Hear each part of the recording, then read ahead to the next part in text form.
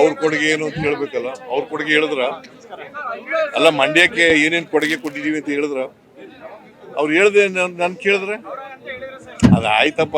ಅಯ್ಯಿಂದ ನಾನು ಆಮೇಲೆ ಹೇಳೋಣ, ಅವ್ರು ಹೇಳ್ಬೇಕಲ್ರಿ ಏನೇನ್ ಮಾಡಿದ್ದಾರೆ ಅಂತ. ಅವ್ರು ಕೇಳಲಿಲ್ಲ ನೀವೇನ್ರಿ ಮಾಡಿದೀರಿ ಅಂತ ಕೇಳಲಿಲ್ವ ನೀನು? ಮಂಡ್ಯದಲ್ಲಿ ಹೇಳಲ್ಲ, ಎಲ್ಲಾರ ಹೇಳಯ್ಯ. ಇಲ್ಲಿ ಕೇಳಿ, ಅನೇಕ ಸಾರಿ ಬಂದಿದ್ದಾರೆ, ಕೇಳಿದ್ದೀರಾ? ಅನೇಕ ಸಾರಿ ಬಂದಿದ್ದಾನೆ ಇಲ್ಲಿಗೆ.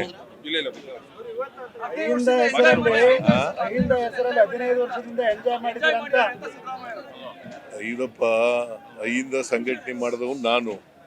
ಐದಿಂದ ಜನರಿಗೆ ಇವೆಲ್ಲ ಗ್ಯಾರಂಟಿ ಯೋಜನೆಗಳೆಲ್ಲ ಇವೆಲ್ಲ ಮಾಡಿರೋದು, ಭಾಗ್ಯಗಳ ಕಾರ್ಯಕ್ರಮಗಳೆಲ್ಲ ಮಾಡಿರೋದು ಯಾರಿಗೆ? ಬಡವ್ರಿಗಲ್ವಾ? ಗ್ಯಾರಂಟಿ ಯೋಜನೆಗಳು ಮಾಡಿರೋದು ಯಾರಿಗೆ? ಯಾರಿಗೆ ಮಾಡಿರೋದು?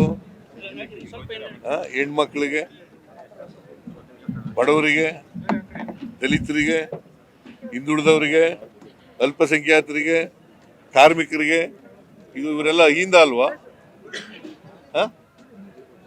ಕುಮಾರಸ್ವಾಮಿ ಹೇಳ್ತಾನೆ ಅಂತ ನೀವು ಕೇಳ್ಬಿಡೋದು. ಅವ್ನ ಪ್ರಶ್ನೆ ಏನ್ ಕೇಳ್ತಾನೆ ಅಂತ ನೀವು ಹೇಳ್ಬಿಡೋದು. ಹೊತ್ತಿಗೆ ಕೇಂದ್ರ ಸಚಿವರಾದ್ರೆ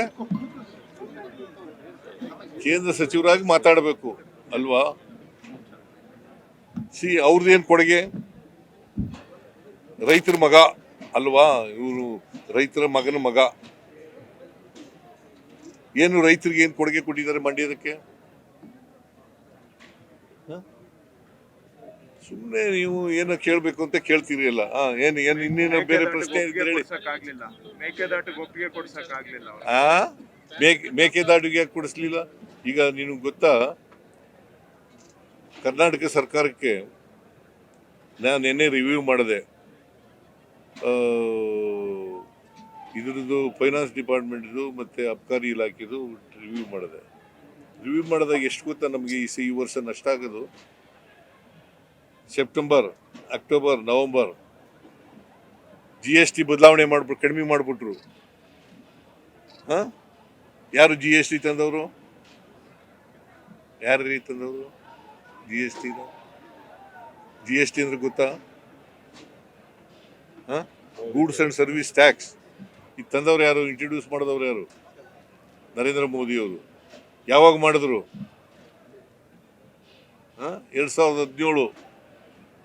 2017ರಿಂದ GST ಟ್ಯಾಕ್ಸ್ ತಗೊಂಡಿರೋರು ಯಾರು? ಅವರೇ ಅಲ್ವಾ? ಕಡಿಮೆ ಮಾಡಿಬಿಟ್ಟು, ಈಗ ಕಡಿಮೆ ಮಾಡೋದ್ರಿಂದ ಏನಾಯ್ತು ಗೊತ್ತಾ? ವರ್ಷದ ಮಧ್ಯದಲ್ಲಿ ಕಡಿಮೆ ಮಾಡಿಬಿಟ್ರು. ಸೆಪ್ಟೆಂಬರ್, ಅಕ್ಟೋಬರ್, ನವೆಂಬರ್ ಕಡಿಮೆ ಮಾಡೋದ್ರಿಂದ ನಾವು 12% ಗ್ರೋತ್ ಇತ್ತು. ಈಗ 12%ಇಂದ 3% ಬಂದ್ಬಿಟ್ಟಿದ್ದೀವಿ. ಎಕ್ಸೆಪ್ಟ್ ಕೇರಳ, ಮಹಾರಾಷ್ಟ್ರ, ಕರ್ನಾಟಕ ಬಿಟ್ಟರೆ ಇಡೀ ದೇಶದಲ್ಲಿ ಎಲ್ಲ ಮೈನಸ್ ಗ್ರೋತ್. ಇದನ್ನ ಕುಮಾರಸ್ವಾಮಿ ಅವರು ಯಾವತ್ತಾರು ಮಾತಾಡಿದಾರ? ರಾಜ್ಯಕ್ಕಾಗಿರೋ ನಷ್ಟದ ಬಗ್ಗೆ ಮಾತಾಡಿದಾರ? ಈಗ ಆಯ್ತಾರಪ್ಪ, ನಿಮಗೆ ಯಾವುದದು ತುಂಗಭದ್ರಾ ಯೋಜನೆ, ಅಪ್ಪರ್ ಭದ್ರಾ ಯೋಜನೆ, ಮಿಸಸ್ ಎಂತ ಹೇಳೋಳು ನಿರ್ಮಲಾ ಸೀತಾರಾಮನ್ ಬಜೆಟ್ನಲ್ಲಿ ಹೇಳಿದ್ರು ಎಷ್ಟು ಕೋಟಿ ಕೊಡ್ತೀವಿ ಅಂತ. 5,000 ಕೋಟಿ ಕೊಡ್ತೀವಿ ಅಂತ. 5,300 ಕೋಟಿ ಕೊಡ್ತೀವಿ ಅಂತ ಹೇಳಿದ್ರು. ಯಾವತ್ತಾರು ಮಾತಾಡಿದಾರ ಕುಮಾರಸ್ವಾಮಿ? ಪಾರ್ಲಿಮೆಂಟ್ ನಲ್ಲಿ ಬಜೆಟ್ ನಲ್ಲಿ ಹೇಳಿದ್ರು. ಪಾಸ್ ಆಯ್ತು, ಬಜೆಟ್ ಪಾಸ್ ಆಯ್ತು, MP ಗಳೆಲ್ಲ ಪಾಸ್ ಮಾಡಿದ್ರು. ಆಮೇಲೆ ನಮ್ಮ ಬಜೆಟ್ ನಲ್ಲೂ ತೋರಿಸಿದ್ರು. ಕೊಟ್ರೆ ಇವತ್ತಿನವರೆಗೆ ಮಾತಾಡಿದಾರ Kumaraswamy? What moral right he has? Mekedatu ಬಗ್ಗೆ ಮಾತಾಡಿದ್ರ? ಏನು ಸುಪ್ರೀಂ ಕೋರ್ಟ್ನವರು ನಮ್ಮ ಸಹಾಯಕ್ಕೆ ಬರದೇ ಹೋಗಿದ್ರೆ ಯಾವತ್ತೂ ಮಾತಾಡಿರ್ಲಿಲ್ಲ. ಇವತ್ತು ಕೂಡ CWC CWMA ಏನದಕ್ಕೆ ಏನಂತ ಕರೆಯೋದು? Water management authority. Kaveri water management authority. Kaveri management authority ಅಲ್ಲಿ ಇವತ್ತಿನವರೆಗೆ ಪಾಸ್ ಮಾಡೋಕ್ಕಾಗಿಲ್ಲ. ಯಾರ ಅಧೀನದಲ್ಲಿರೋದು ಅದು? Central government. ಸೆಂಟ್ರಲ್ ಗೌರ್ಮೆಂಟ್ ಅಲ್ಲ. CWC ಯಾರ ಅಧೀನದಲ್ಲಿರೋದು? ಮಂಡ್ಯದವ್ರಿಗೆ ಅನ್ಯಾಯ ಅಲ್ವಾ ಇದು? ಸುಮ್ಮನೆ ಮಂಡ್ಯಕ್ಕೆ ಅನ್ಯಾಯ ಆಗ್ತಾ ಇದೆ. ಏನು ಕೇಳೋದಿಲ್ಲ, ಮಾಡಲ್ಲ, ಸುಮ್ಮನೆ ಟೀಕೆ ಮಾಡೋಕ್ಕೋಸ್ಕರನೇ ಇರೋದು. ಅದಕ್ಕೆ ಹೇಳಿದ್ದು DK ಶಿವಕುಮಾರ್ ಯಾವಾಗಲೂ ಹೇಳ್ತಾ ಇರ್ತಾರೆ, ಟೀಕೆಗಳು ಸತ್ತೋಯ್ತವೆ, ನಾವು ಮಾಡಿದಂಥ ಸಾಧನೆಗಳು ಮಾತ್ರ ಉಳಿತವೆ ಅಂತ. GST ನೋಡಿ, GST ನಲ್ಲಿ ನಮಗೆ ಈ ವರ್ಷ ಸುಮಾರು 12,000 ಕೋಟಿ ನಷ್ಟ ಆಗ್ಬೋದು ಅಂತ ಲೆಕ್ಕ ಇದೆ. GST ನಲ್ಲಿ 12,000 ಕೋಟಿ ನಷ್ಟ ಆಗ್ಬೋದು.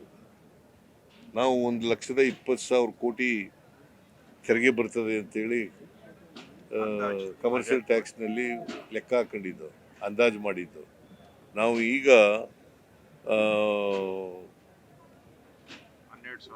12,000 ಕೋಟಿ ಅದರಲ್ಲಿ ಕಡಿಮೆ ಆಗುತ್ತೆ. 88,000 ಕೋಟಿ 9,000 ಕೋಟಿ ತಲುಪಿದ್ರೆ ಕಷ್ಟ ಆಗ್ತದೆ. ಯಾಕೆ ಇದನ್ನೆಲ್ಲ ಯಾಕೆ ಕೇಳಲ್ಲ? ಕರ್ನಾಟಕ ರಾಜ್ಯದಿಂದ MP ಆಗಿರೋದು ಅವರು, ಮಂಡ್ಯದಿಂದ. ಸಿದ್ದರಾಮಯ್ಯನವರು ಹಿಂದಕ್ಕೆ ಏನು ಮಾಡಿದ್ರು? ಇವನ್ನೆಲ್ಲ ಯಾರು ಮಾಡ್ತಾ ಇರೋರು? ಯಾವತ್ತಾರು ಒಂದಿನ ಮಾತಾಡಿದಾರ ಕ್ಯಾಬಿನೆಟ್ನಲ್ಲಿ? ಯಾವತ್ತಾರು ಪಾರ್ಲಿಮೆಂಟ್ನಲ್ಲಿ ಒಂದಿನ ಮಾತಾಡಿದಾರ? ಸೊ ಅದರಿಂದ ಇವು ಟೀಕೆ ಮಾಡೋಕ್ಕೋಸ್ಕರನೇ, ಟೀಕೆಗೋಸ್ಕರ ಅಲ್ಲ. ನಾವು ಏನು ಮಾಡಿದ್ದೀವಿ ಅಂತ ಹೇಳ್ತೀವಿ.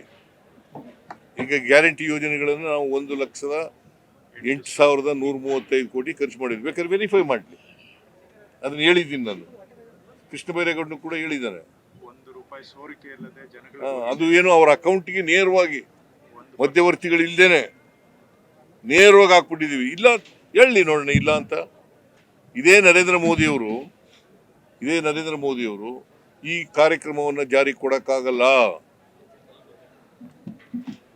ಒಂದು ವೇಳೆ ಜಾರಿ ಕೊಟ್ರೆ ಕರ್ನಾಟಕ ರಾಜ್ಯ ಆರ್ಥಿಕವಾಗಿ ದಿವಾಳಿ ಆಗ್ಬಿಡ್ತದೆ ಅಂತ ಹೇಳಿದ್ರು ರಾಜಸ್ಥಾನದಲ್ಲಿ. ಸ್ಟೇಟ್ಮೆಂಟ್ ಬೇಕಾದ್ರೆ ತೋರಿಸ್ತೀನಿ ನಿಮ್ಗೆ. ಈಗ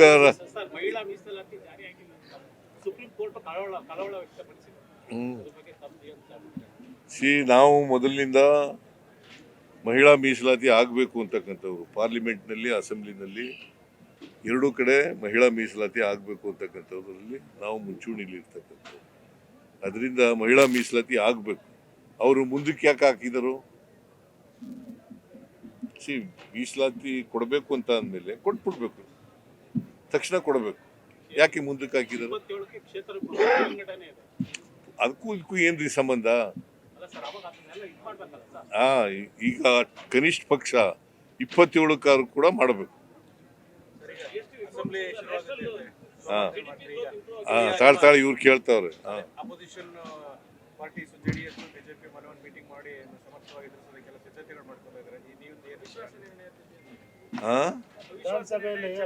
ನಾವು ಅವಿಶ್ವಾಸನಾರು ತರಲಿ,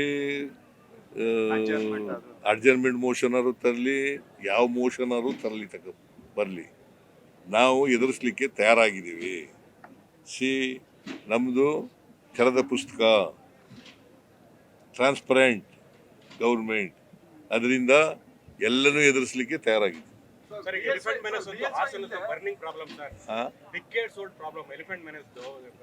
ಅದೇ ಅನಿಮಲ್, ಅದನ್ನೆಲ್ಲ ಮಾತಾಡಬೇಕು ಅಂತಂದ್ರೆ ಟೈಮ್ ಸಿಗ್ಲಿಲ್ಲ.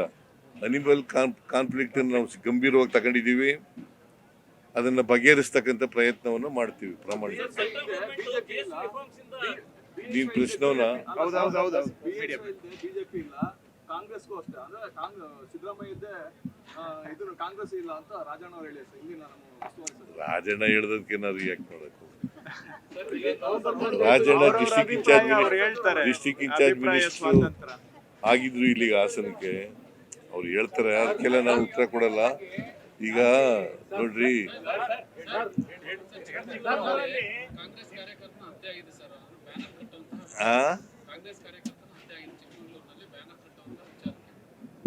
ಇದ್ರೆ ಕಾನೂನು ರೀತಿ ಕ್ರಮ ತಗೊಳ್ತೀವಿ. ಅದು ನಾನು SP ಜೊತೆ ಮಾತಾಡ್ತೀನಿ, ಕೂಡಲೇ SP ಜೊತೆ ಮಾತಾಡಿ. ಅಲ್ಲೂ ಕೇಳಿದ್ರು, ಬೇರೆಯವ್ರು ಹೇಳಿದ್ರು ನನಗೆ ಏರ್ಪೋರ್ಟ್ನಲ್ಲಿ ನವೆಂಬರ್ ಕ್ರಾಂತಿ ಅಂತಂದ್ರು, ನವೆಂಬರ್ ಕ್ರಾಂತಿ ಆಯ್ತು ಸರ್, ಜನವರಿ ಅಂತಿದ್ದಾರೆ. ಏನ್ ಸರ್ ನವೆಂಬರ್ ಕ್ರಾಂತಿ ಆಗೋಯ್ತು? ನಾನು ಅದ್ರ ಬಗ್ಗೆ ಮಾತಾಡಲ್ಲ. ನೋಡಯ್ಯ, high command is very strong. High command ಏನ್ ತೀರ್ಪು ಕೊಡ್ತದೆ ಆ ತೀರ್ಪಿಗೆ ನಾನು DK ಶಿವಕುಮಾರ್ ಬರ್ತಾರೆ.